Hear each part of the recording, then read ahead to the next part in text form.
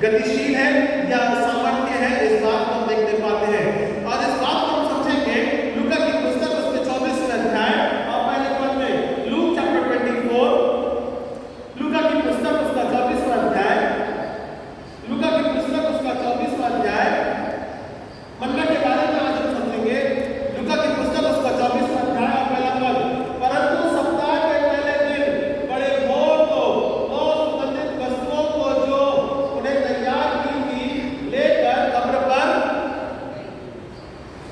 बराबर है ना, बड़े भोर को वो आत्मिक रोटी हमारा और आपके जीवन के लिए कोई उसे ढांप नहीं सकता, कोई दबा नहीं सकता, बल्कि बड़े भोर को हमारा और आपके लिए तीसरे दिन मुर्दों में से जी उठा, ताकि प्रभु यीशु मसीह में आत्मिक रोटी में हम और आप बदल कर सके, हम और आप विश्वास कर सके और हम और आप प्रभु यीशु मसीह में अनंतकाल के जीवन की व्यवस्था में उद्धार को प्राप्त कर सके।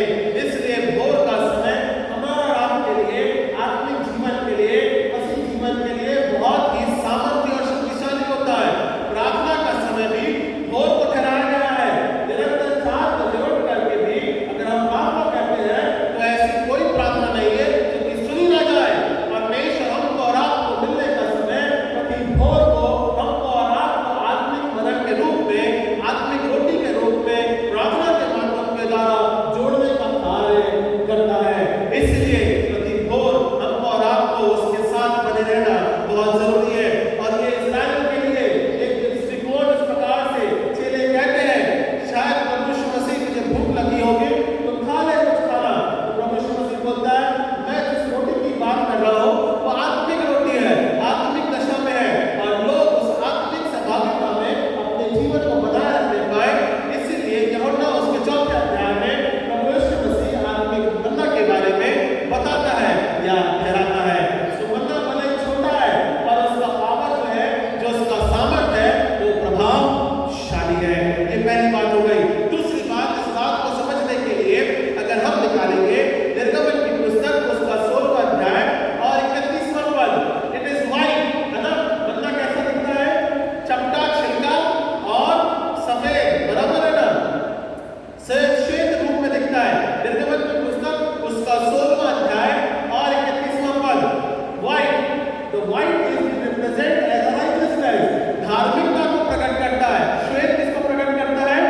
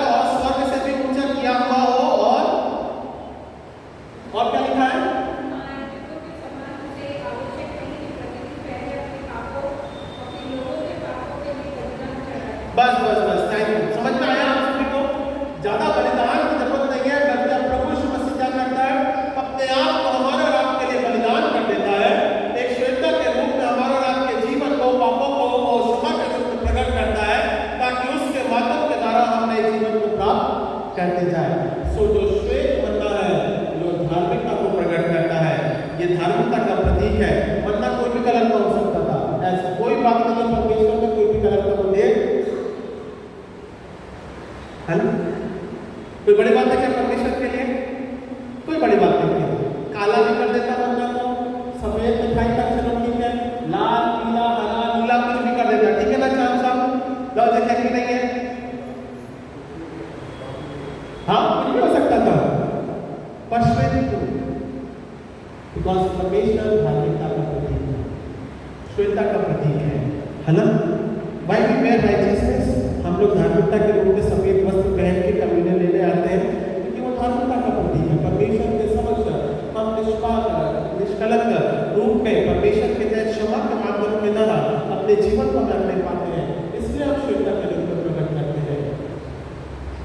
तो प्रभु यीशु मसीह हमको और आपको श्वेता के रूप में अपनाता है और कहता है कि मैं तुम्हारे चाहे कैसे भी रंग के पाप क्यों ना हो, मैं उन्हें क्षमा के माध्यम के द्वारा प्रकट करता हूँ और एक नया जीवन देता हूँ। सो प्रभु यीशु मसीह हमको और आपको यहाँ पे एक महायाजक के रूप में प्रकट करता है, पवित्रता के रूप में प्रकट करता है, हमको और आपको निष्कपट के रूप में प्रकट करता है, निर्मल करता है, पापियों से अलग और स्वर्ग से भी ऊंचा हमको और आपको ठहराया जाता है।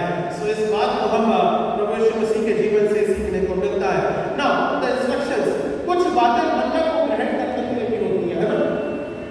The should be of instructions, बराबर है, कुछ नियम तो होने चाहिए, ठीक है? कहाँ मिलेगा नियम? तो हम देखेंगे, पढ़ने के लिए निकालेंगे यूहन्ना की पुस्तक उसका 6वां अध्याय, यूहन्ना की पुस्तक उसका 6वां अध्याय 25 से 29 पदों के बीच में हम देखेंगे। यूहन्ना जॉन चैप्टर 6, किसी को मिलेगा तो पढ़ लीजिए। हाँ, यहाँ कब आया? हाँ, आश्चर्यकरम,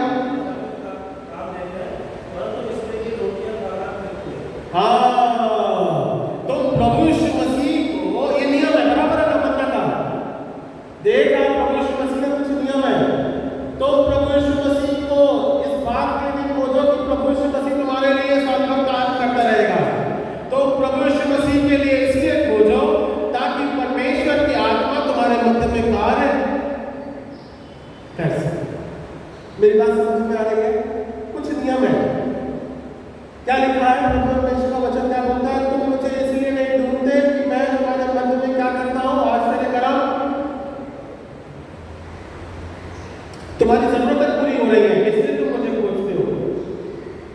पर नियम क्या बोलता है?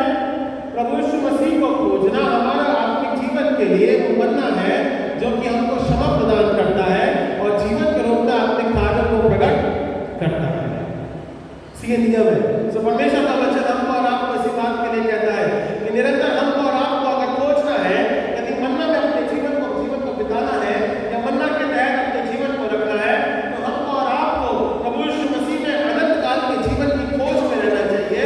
ये नहीं कि प्रभु यीशु मसीह मेरे जीवन में आज कमी घटी है, मेरी प्रार्थना ये है, मेरा जीवन का बदलाव ये है, मुझे ये जरूरत है, इस बात को खोजना नहीं है, बल्कि प्रभु यीशु मसीह को खोजना आत्मिक मन्ना को प्राप्त करने के लिए है, आराधना के लिए, उसके नाम की महिमा के लिए है। और यदि ये सब बातें जब हम हमारे जीवन में नियम के अनुसार, पालन के अनुसार जब हम करते हैं, तो जो बातें नहीं भी मांगोगे परमेश्वर उसको पूरा करने के लिए आप नहीं भी मांगोगे, आप नहीं भी जानोगे, आपकी जरूरतें परमेश्वर जानता है और उसे वो पूरा करेगा। पर क्या खोजना है? प्रभु यीशु मसीह के आत्मिक देह या उसके मन्ना को अपने जीवन को खोजना बहुत जरूरी है। ये नहीं कि परमेश्वर मेरे जीवन में ये जरूरत है, आप इसे पूरा कर दो, वो करेगा, ऐसी बात नहीं है, नहीं करेगा, प्रॉपर के माध्यम से दबा है तो पूरी करेगा। पर सबसे पहले आत्मिक मन्ना को खोजना बहुत जरूरी है। इस बात को हम यहाँ पे रखने पाते हैं। ओके, सो आत्मिक मन्ना जो है वो सफेद है हमारे लिए। प्रभु यीशु मसीह उद्धार के रूप में प्रकट होता है, उसकी खोज में अपने जीवन को बनाए रखें, भले ही उसका आकार छोटा है और वो बहुत सामर्थ्य रूप में कार्य करता है। तीसरी खूबी जो है मन्ना की, इट इज अ स्वीट।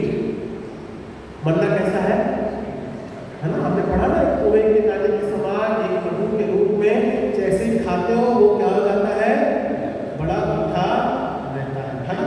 अभी पापा बोले उसको पीस के खाओ, रोटी बनाओ,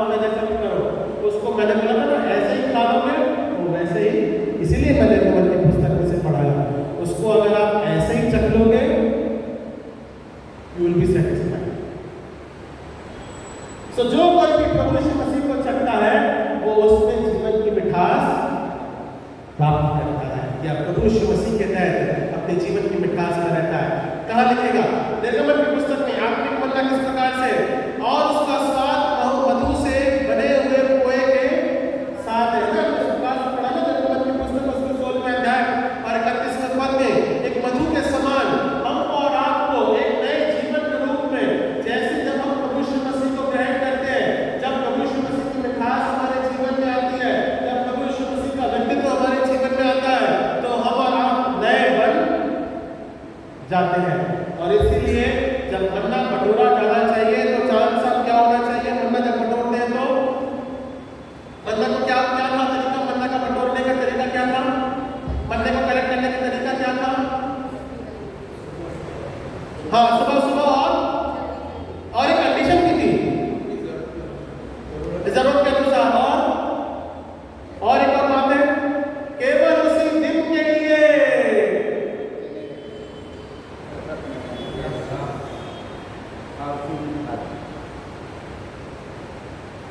कल खा लूं, परसों खा लूं, रख लूं, बटोर के रख लूं, लॉकर में बंद कर दूं, 3 महीने 6 महीने 4 महीने के लिए कनस्तर में बंद कर दूं, तपेले में रख दूं, जैसा वो सब नहीं है। मन्ना की कंडीशन, सुबह गिरा, जितना चाहिए उतना बटोरो, तुम्हारे मेंबर के लिए उतना हो जाए, कल की चिंता।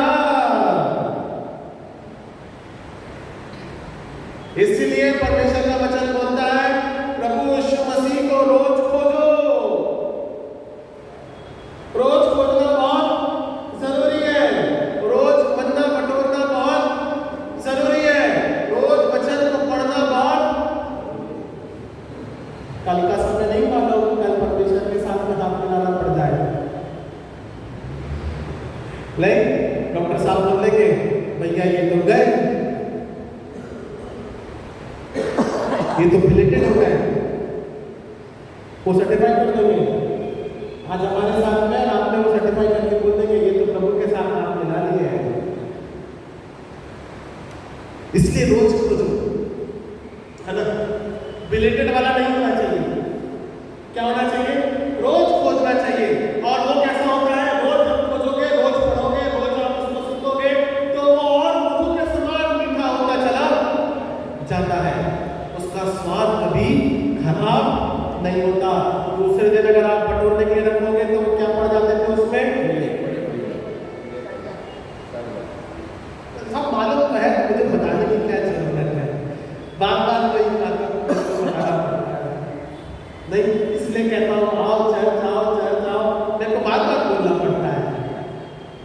मन्ना की खोजी बनो, मालूम है कि दूसरे दिन कीड़ा लग जाएगा, तो समझो इस बात को। कॉन्टेक्स्ट आपके पास में है, नियम आपके पास में है, व्यवस्था आपके पास में है, मन्ना आपके पास में है, हमको और आपको सहभागी होना पड़ता है। बस यही बात है, रोज आओ और रोज परमेश्वर के तहत उस मन्ना को लेते जाओ। ओके, तो परमेश्वर का वचन इब्रानी की पुस्तक Hebrews chapter 6, Hebrews chapter 6 verse 4, 5 and 6। Hebrews chapter 6 verses 4, 5 and 6। जिन्होंने एक बार जो की पाई है, जो सत्य के वरदान का स्वाद चख चुके हैं और वो पवित्र आत्मा के भागी हो गए हैं,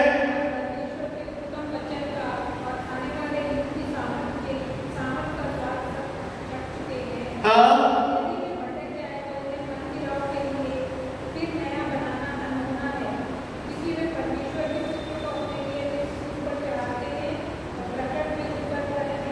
बस ठीक है। अब बात समझ में आ रही है आप सभी को?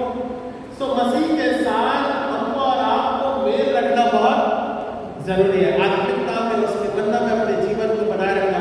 यदि आपने ज्योति को प्राप्त कर लिया है तो वापस अंधकार में जाने की जरूरत नहीं है। Do not turn back. आपके हमारे पास में आत्मिक बनना दिया गया है, हमारे पास में ऑलरेडी है। इसे मेंटेन करके चलना, इसे स्वाभाविक रूप में अपने जीवन में आत्मिक स्वभाव में निरंतर बनाए रखना, ये हमारे लिए बहुत जरूरी है। और उसमें अपने जीवन को बरकरार रखना, ये भी हमारे लिए बहुत जरूरी है। इसीलिए परमेश्वर हमको और आपको आत्मिक